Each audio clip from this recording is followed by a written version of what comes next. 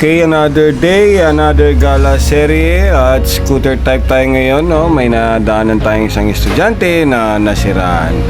Hindi natin alam kung anong nasira ng kanyang motor, pero ang sabi sa akin, ayaw umandar, no?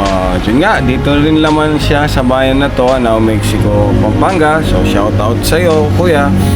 At sigurado naman na late ka na sa iyo pagpasok niyan, no? So ang ginawa ni Kabomba nito, ihahatid natin dun sa kanila. Yan. So sa ganitong paraan naman, masarap pang tumulong sa kapwa natin, lalo na kabaryo natin, no? So malapit lang naman ang destinasyon ni kuya. At ito nga, tinutulak ko na siya. At ako ngayon patungo ng Mexico, yan, sa ating pwesto para maghanap buhay. Yun nga, nakita natin si kuya estudyante na tinutulak ang motor niya. So yun, magandang loob na tayo. At ito nga, tinulak natin, ayan. So napakasarap sa pakiramdam, no, na makatulong sa kapwa. At yan ay hindi pakitang tao, at sure naman plus one tayo dyan. Alam na ng Panginoon kung anong ibig natin sabihin, ha.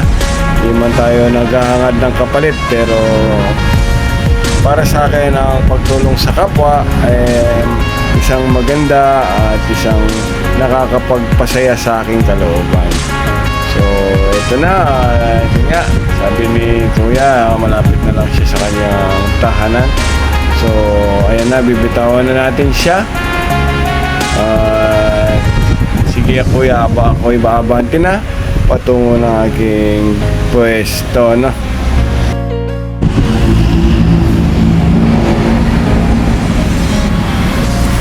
So habang tayo nagbabiyahe, at ito nga, may nakita rin tayong nasiraan pa bandang San Juan, Mexico, no? Or rather, lampas ng Dabcat. Yan, San Juan Dabcat, no? Sila po'y taga-Anao din.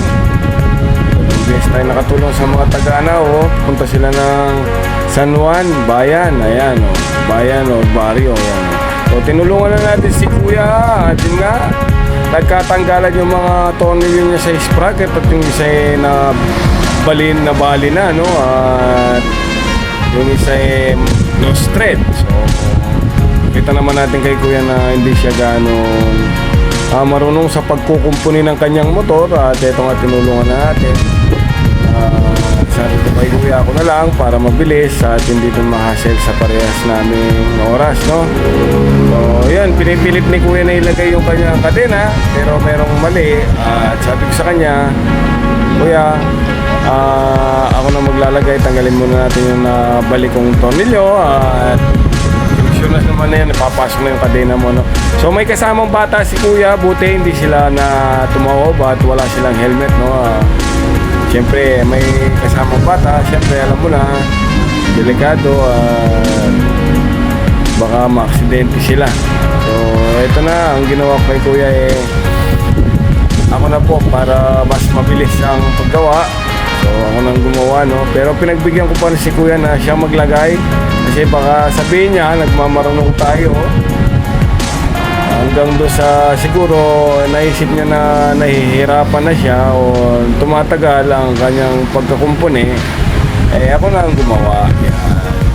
So balik-balik ako dyan sa aking motor para makuha ko yung mga kailangan kong gamit, no? So shout out sa iyo kuya, buti ganyan lang ang nangyari at walang iba, no? So gagawin na natin yan para makabante na tayong pareho, no? So ayan pa rin, pinipilit ni kuya yung diskarte niya. Tinayaan ko muna para naman makita natin kung saan madaling magawa yung kanyang motorsiklo, no? So ayun, no? At ako na ang dumiskarte, ayan, para mapabilis matanggal yung tornilyo na nabengkong o yung mga nabaliko. Yan. So, inayaan ko muna talaga si kuya para Ako naman ang dumiskarte para sa kanya. Right?